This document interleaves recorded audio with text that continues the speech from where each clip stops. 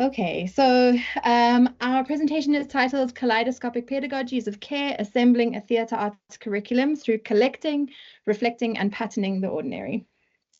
So part of our interest with regards to looking at the kaleidoscope as a framework is to think around what it is, what it means to be positioned from how we are seen as markers or how we are marked. And so as a Black queer man, it is quite difficult to not separate myself from what it is that I am as a Black queer male. But that these identifiers also orientate how it is that I produce works as a choreographer and the kinds of conceptual underpinnings that come into how it is that I perform and how it is that I teach and how they've seeped their ways into the questions that I'm asking for my PhD that consider questions and issues around decoloniality and transgressive pedagogies with institutions of teaching and learning. So one of the things that you'll notice us talking a lot about is that we really capitalize on our various positionalities, on the multiplicity of positionalities that we hold as teachers, as artists, and then of course the positionalities of the students. And our biggest methodology as we teach this course is that we are co-teaching and co-designing the course. And so everything we do is in dialogue. You'll notice this presentation will be in dialogue, our lectures are in dialogue, and we are making sure that we are acknowledging the positionalities, the multiple positionalities in the room when we do so. So what helps us with regards to co-teaching, but also understanding that education is a dialogue and looking at it through the kaleidoscope is that when you are teaching by yourself, a lot of your education comes from a particular monolithic perspective. It comes from your own position and your own location. And what starts to emerge from the space that looks at both of us and how it is that we teach, but also how it is that we collaborate with teaching with students, is that we continue to orientate this lens, this mirror of the kaleidoscope to multiple other perspectives to allow for diversity and to allow for an opening up of critical discourse and a languaging and re-languaging of what education can look like and the possibilities of education within institutions of higher education. So the theatre arts course that we do is a semester-long module that introduces students to key concepts, issues, and debates in contemporary performance practice. And it's a third-year course, so it's kind of a graduating academic course, and the student's next step would be honors or masters, essentially. And so we have a couple of things that we focus on in this course. The first is that we teach students about concepts, key concepts in the field, which we provide provisional definitions of, and then we teach them how to apply those concepts to multiple case studies. So we offer them some case studies, but then we also ask them to bring their own case studies into the room so that they can start to apply those concepts to the case studies, and also learn to do so through their own perspective. So by the time they're ending the course, they are redefining the concepts. They're not just taking what we have given as a definition or what the readings have given as definitions. They are defining the concepts themselves. And another thing that we really focus on is the kind of critical and academic framework and toolkit that we can give them to prepare them to become working researchers. So we teach them about provisional definitions, we teach them about writing abstracts, we teach them about literature review, we teach them about case study analysis, and we teach them about practice as research as core pillars of this course. So it's not just about content, but also about form. So what has helped us a lot with regards to this course, and I think it's been part of the conversations that was had earlier in the morning, is how it is that we can hold students and support them within institutions of teaching and learning, particularly because university is quite lonesome. I mean, as PhD students ourselves, you start to realize how lonely the academy is if you have no support structure. And so the way in which we've structured the course and the aims that come out of the course is to allow for agency for the students and to empower them to be able to understand and develop analytical and critical vocabulary in how it is that they can speak towards key concepts and theoretical frameworks. And what this assists with, particularly because theatre arts is a third-year course, preparing them to go into fourth year, it is about training competency for students to know how they can research, what tools they can use when they're starting to research, but most importantly, how to engage with academic texts, with scholarship, with theories, and with practice from a multiplicity of perspectives that appreciate the importance of contexts. So if one definition is defined as a particular thing in one context, how does it sit, how does it sound, and what is the language of its application within a South African context? But beyond that, its application within a South African Johannesburg-based university context. In addition to that, within a Black queer, for example, context. And so it's about how they continue to think beyond the immediacy of the knowledge and the framework that already exists within the vocabulary that is there, but to think about developing the academic muscle, the thinking muscle within the institution. And I think one of the most important strategies we use is a lot of group work. And so obviously we co-teach every single class. So we're both present in each class. We've put together the material, but when we teach it as well, we ask them to stay in working groups throughout the semester. And in those working groups, they write essays together, they submit those essays together, they do a lot of peer assessment, they do assignments together, and they do the exam together. So this is perhaps one of the most important elements of the course because it allows for the complication of perspectives, the debate that might arise from those conversations, pooling your skills and knowledge, and also the multiplicity of perspectives. So we like to think about the way we teach as kaleidoscopic, and we know what a kaleidoscope is and how it functions, but perhaps it's important to think about constructing a curriculum like this. So we construct the curriculum by collating bits and pieces, knowledges, analytical tools, academic conventions, both formal and informal. We then combine our students' everyday understandings and encounters and experiences together with our own. We acknowledge everybody's positionalities, and then we start to make connections. We collect these pieces, we position ourselves, we reflect upon them through multiple lenses that are then reflected back to us. And then through debate and critique, we can identify and begin to construct patterns that transform the students' ideas and our own ways of knowing and practicing and writing about the field together. So in this presentation, we are also hoping to disassemble and so make visible the bits and pieces, the lenses, the mirrors, and then of course the positionalities that make up our teaching. So if we think about the kaleidoscope as a frame from which we start to teach, what has become evident to us is that it sort of reveals the ways in which the academy, and in this case we'll use WITS, functions as a mirror that centralizes a particular way of looking at education. And so the university sort of looks at itself as the only mirror from which education can be viewed and perceived. And through that, it ignores all the other things. What is holding the mirror? What is the body or the image behind the mirror? What are the frameworks and epistemologies that exist around the mirror? And so what we do with using the kaleidoscope as a frame is to think about the many pieces of trinkets, objects, materials, and the mirrors and how it is that they continue to shift around the cylindrical object in order to expose the knowledges, the epistemologies of the peripheries. And so what that allows us to do within the course is to place the student as another mirror looking at the mirror of the university, but also being able to pivot around the mirror of the university and consider other perspectives from academics and other perspectives from students. And so the university becomes a point of symmetry and students become the point of asymmetry, allowing for a positioning of knowledge productions and ways of knowing from their own perspectives, locations, and contexts.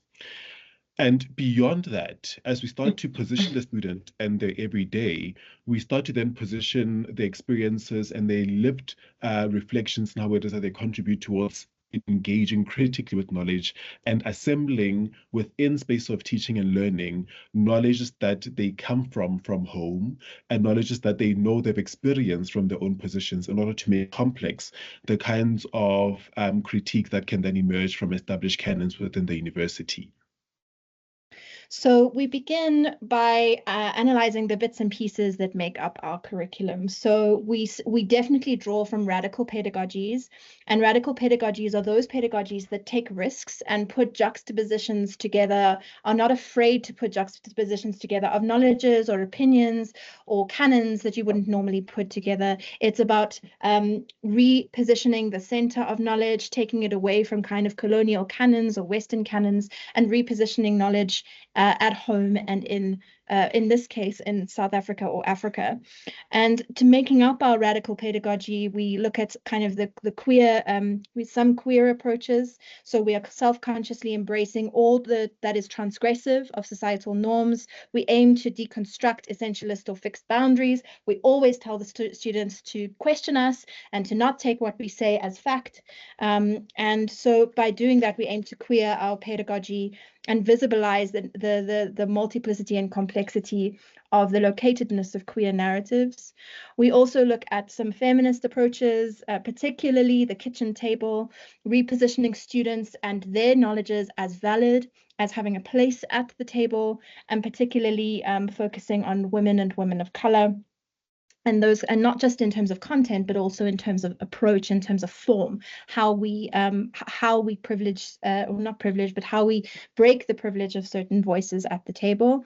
We aim to demystify the academy instead of looking at the kind of Cartesian framework where the mind and knowledge is separate from the body and the embodied experience, and is also prioritized. We are now prioritizing embodied knowledge, and we are joining the mind, the body, and the spirit, and acknowledging that this is the framework that the students come from. So we are anti the dualism of knowledge production. We're looking at creating a critical performative pedagogy where basically you are able to create the kind of pedagogy that you were never exposed to. So Kamogelo and I obviously went through the university system, and we are wanting to do some corrective work as we teach. What did we not see that we really want to see being taught to these students in our method and how we do it? Of course, we also end up focusing on social and cultural inclusion. Again, we have a lot of diverse case studies that focus on everything from kind of queer makers to disabled makers, but also we think about ourselves in relation to the students that we have in the room, and we make sure that their voices are loud in the debate. And then, of course, we've mentioned before our collaborative curriculum design and teaching. So that's just some of the pedagogies that we are combining or drawing from. The second pedagogy that we look at in how it is that we teach, but also how we hold this kaleidoscope that is both us and the students, but in addition, the institution, is the pedagogies of care and recognition. And here we sort of consider 2015 and 2016 as the big moment of rupture within institutions of teaching and learning in South Africa, that sort of called towards academics and institutions to think through what is the relevance of what is being taught, how is it being taught, and whether or not it enriches students and allows for them to become competent graduates at the end of their career here. And so that moment of rupture sort of ended up with what we call instructions. So let us decolonize the curriculum. But the ways in which we think through decoloniality has not sort of been an easy route for any educator within the institution, because it goes beyond replacing one structure with the next, but doing a thorough thinking about what is it that was colonial about the previous structure, and how do we think about shifting the hegemonies that existed within that structure in order to find moments of recontextualization and relocation that allow for students to be able to find themselves within the face of education, but that also empower educators to be able to locate their interest in how it is that they teach. And so at the very onset, what we do, both Neka and I, as educators, is to hold each other. Mm-hmm. As we said, the academy is quite lonely. And so as younger and emerging academics, being able to teach together is one space from which we're able to hold each other through care. We certainly share the burden of the teaching itself, but also of the course coordination and the design and the administration. Correct. And in addition to that, we're able to recognize the different positions and perspectives that we come from, and that when these two are put together in a teaching and learning space, they allow for a confluence of ideas that are able to provide possibilities for new ideas. So we often contradict one another in the space, and that allows the students to do the same thing and to confront the knowledges that they are being taught in a very conversational way. So in being able to sort of engage with each other, usually we have healthy debates in class. We create what is called a safe space-time encounter, where students start to recognize that disagreement, discourse, and critique is healthy, even for educators, And from doing that, they feel a sense of permission to also be able to critique us as educators, to provide perspectives that are contemporary. So we've had classes where we are dealing with feminism and patriarchy, and we start to look at hip hop music videos, and students immediately are able to sort of like think through their own position and through their own contemporalities. Because also through pedagogies of care and recognition, we're also able to prioritize the recognition of diverse perspectives and students' well-being through social, intellectual, and emotional holding spaces. So how do we start to understand the complex experiences that students come with, the different contexts and positions that they come with, either through language, through academic rigor, through what is called the hidden curriculum, what they don't know about how to write an essay, how to write a literature review, how to construct a valid argument. And so we start to recognize those complexities and bring them into how it is that we teach and hold the space. But beyond that, because it is pedagogy of care, we engage with what is called careful epistemological practices. And these are practices that start to recognize that there are knowledge systems that are not accommodated in the academy that need to find a voice because they've previously either been marginalized or silenced. And so we approach students not through an ethnographic lens where they are studied away from themselves, so they become objects of research as opposed to subjects of agency and voicing their own narratives, so that we're able to then allow them to recognize the different nuances that emerge from when they position themselves within the academy. And finally, what starts to emerge is that in how it is that we teach, Neka spoke earlier about the different assessments forms that we have: literature reviews, peer reviews, performance lectures, video lectures, which we've done previously. We deconstruct this audit assessment culture in universities, where it is about writing a number of assessments or essays and then writing an exam at the end that measures whether or not you've attained or sort of retained the knowledge. But we start to think through creative assessment modalities that allow for students to be able to articulate back key concepts and theories in how it is that they understand them, and to apply those concepts through practical application in performance modalities. And obviously what this implies is that we are essentially quite vulnerable as lecturers. We are very anti-hierarchical, and we put ourselves on the block every single time we are in the lecture room with them. We have no authority over the knowledge that we're sharing, which is a really interesting position to be in. And we've spoken a little bit about relevance. We've spoken about making familiar concepts relevant and accessible to the students. Obviously, we have contemporary African case studies, but also we are valorizing their knowledge and recreating knowledge and adding to knowledge through debate and dialogue. And one thing that we want to highlight is that we have a very intersectional approach. So we acknowledge that there are multiple discriminations or privileges that are operating within our students as their identities as people, but also within the institution. And we are constantly debating those power dynamics with every case study or concept that we teach. So that feels like something that's underpinning a lot of what we do, but then we also empower the students to be intersectional in their critical practice and in their analytical strategies. What begins to emerge then when we consider relevance and relevance leading towards excellence is to think through the power of positionality and location for the student. And so in thinking through positionality and location, we start to then question how it is that we can begin to critique the power structures and ethical responsibilities that we hold as academics and intellectuals, and to sort of become responsible and accountable towards each other, that we are not the hegemonic holders of knowledge, and that we are not the end all and be all of knowledge, and that we continue to think and rethink and structure and restructure our pedagogies in relation to the different bodies of students that enter into our spaces. And we've taught this course for 3 or 4 consecutive years, and each year we have changed the course to match the student body that we are faced with. So this particular generation feels slightly different to last year's, and their needs are different, and the way they understand things are different too. So we try to mold what we can in order to achieve that. And so in doing that, I mean, we lean quite a bit on Spivak's argument that sort of proposes the ways in which positionality and locality critique this implicit or this implicit perception that academics have in perpetuating forms of colonial structures within the academy. And so we start to demystify that in considering the ways in which we move away from conditioned epistemologies, which are the inherited forms of knowledge production that are shaped by historical, cultural, and political contexts, which often reflect the dominant ideologies within teaching and learning and perpetuate a centering of Western ideas in terms of knowledge at the compromise and silence of other marginalized identities.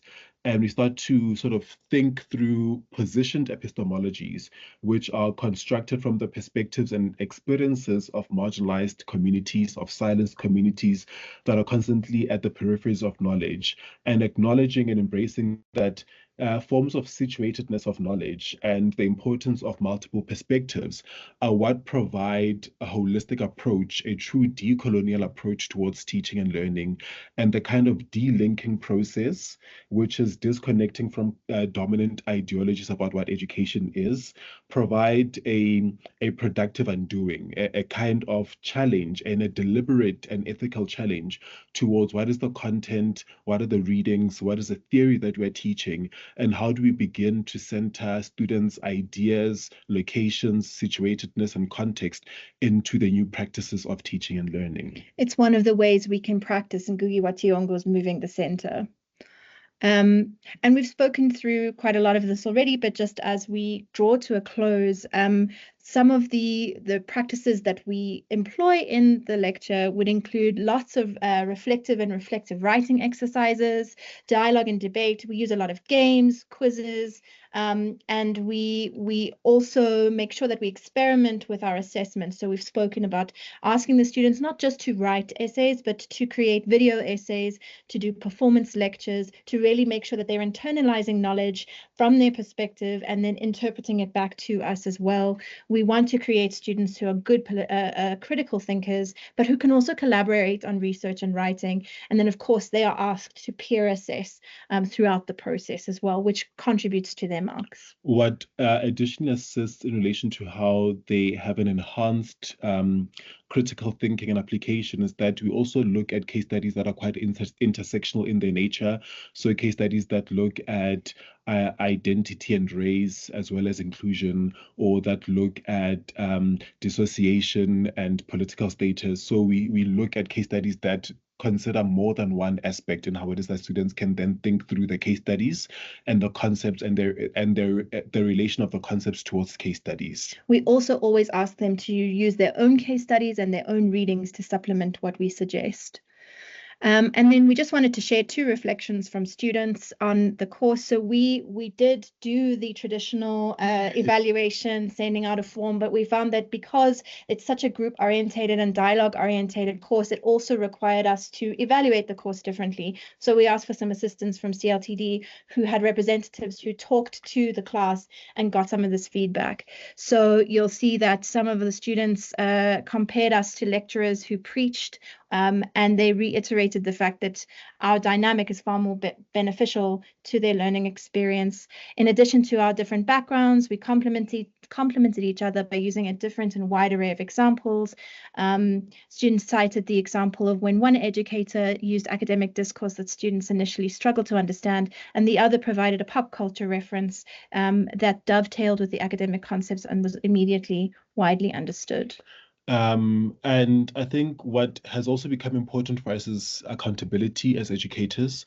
So it was important for us to also gauge from students how it is that they receive collaborative teaching, and whether or not the ways in which we think about collaboration within the discipline that we are in, which is performance, theatre and performance, if there's efficiency in how it is that we're teaching. And in another feedback, the students were able to appreciate the power of collaborative teaching. And they cited examples of how the educators complemented each other, leading to a dynamic, engaging learning experience that the students feel would not be quite so useful if it was just one educator. And so there's a kind of permission, to reiterate what you said earlier, where students start to see 2 educators being able to have a healthy debate in class about concepts, even though we would have prepared the slides together. When we teach, we continue to become reflexive of what it is that we've put together and how our different positions allow for multiple reorientations of the ideas that we have and the experiences that we have towards those ideas, and how students themselves then contribute towards the multiplicity of those ideas. So what we really hope is that students walk away with a sense of empowerment to really create their own curriculum alongside us. And we know that this is a theatre and performance humanities-driven exercise, but we hope that these kinds of approaches might be able to be applied in other disciplines too. So thank you. Thank you very much. Thank you for sharing your time with us.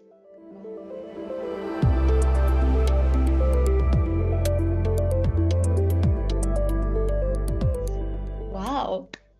Thank you so much. Wow. I didn't want to end so quick and advise you that you only have 5 minutes left. I need to listen to the whole thing. But thank you so much for such insightful and enriching presentation. I think it really resonates personally to me as well from the CLTD, because you speak about, including the student voices. It's about co-constructing and co-creating that knowledge and working together with the students and bring in in some way, their authenticity.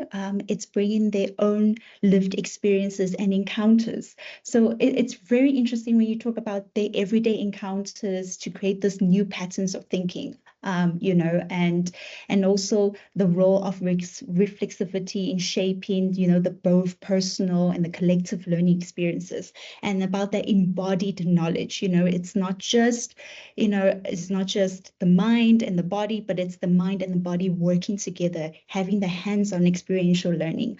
And it's also interesting, and love to hear that, that you provided that ethics of care, because most often, and even institutions, from my personal experience, I felt lonely as a student as well, and even when I was doing my postgraduate, it felt like I'm on this journey on my own, but I didn't realize that all the other students are experiencing the same thing.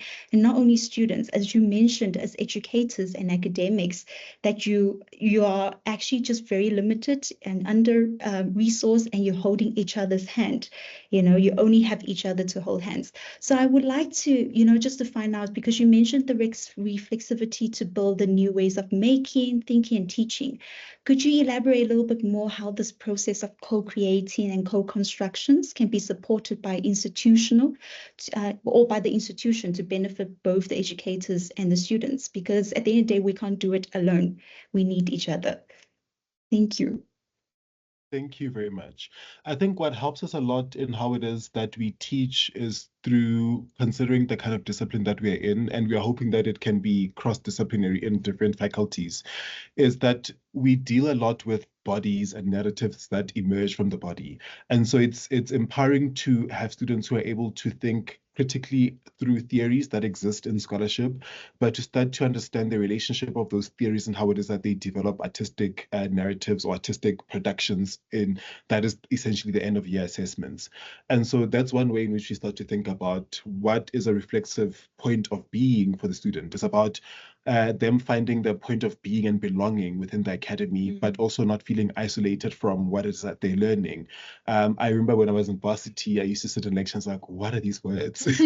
They're all so big. And so being able to bring it down towards situating their understanding and opening up those kinds of understandings allows for, it's a wonderful space within this, the teaching and learning experience. I think also just on a practical level, being able to have the system or like Wits University perhaps being able to support like timetable shifts so that we can all work together to co-teach, being able to really re-look at assessment structure. Do we really have to have an exam at the end of the year? Can we not also co-design and co-create assessments with the students, because they also give a lot of feedback as we go. So really being able to like throw all of those structural things out the window a little bit and make promises to go, yes, I'll give you something summative. I promise it'll happen, but the way in which it will happen is maybe a little bit more flexible. And I think finally also, I mean, we are big proponents of collaboration, and we tend to find that within the arts, we think quite openly with other disciplines, either in sociology, philosophy, in anthropology, in languages, in transformation and inclusion. And so I think being able to be in a university that is able to facilitate cross-departmental or cross-school collaborations, either conceptually, theoretically, or practically, is one way in which we can start to also become reflexive about what it is that we are teaching and whether or not it should remain as siloed as it currently is within the university. Oh, thank you. We might have one, just a few minutes for one more question, maybe. Tsegofaso, please do come in. Thank you. Thank you for the wonderful presentation. I just wanted to ask, so you say that each year you change your course based on the student feedback or the feedback that you get from the students. But does that not also allow you to also hone in certain skills and certain methods of teaching students so that you know that okay, this one is working? And so if you're changing it each and every year, doesn't that also affect students, because then you can't also have a way of teaching throughout your academic career? I'm not sure if you get it. Yes, I understand your question. So we've taught the course for 3 years. The course content has remained the same, more or less, roughly the same. The case studies have changed. So the case studies change in relation to contemporary artists and what they've produced, but we continue to keep the structure of the course the same and the concepts that we are tackling the same. The things that we've shifted have become assessments. So when we started the course in the first year, our assessments were heavily literary, so they were writing essays and literature reviews. In the second year, it was COVID, we had to pivot. And so we had them think through publishing video essays. So they worked on the digital space and were sort of writing essays, but through visual presentation. And this year we did the literature review and also did a performance lecture. And so what tends to change is the mode of assessment that builds on the previous one. So we hold embodied practice quite dear, and we start to then think through which is the best practical mode of holding the students' understanding of theory and concepts. But for the most part, the content itself has remained the same, the concepts remain the same, the structure remains the same, and we still have a literature review paper that they still publish, but it is the creative component of the assessment that shifts.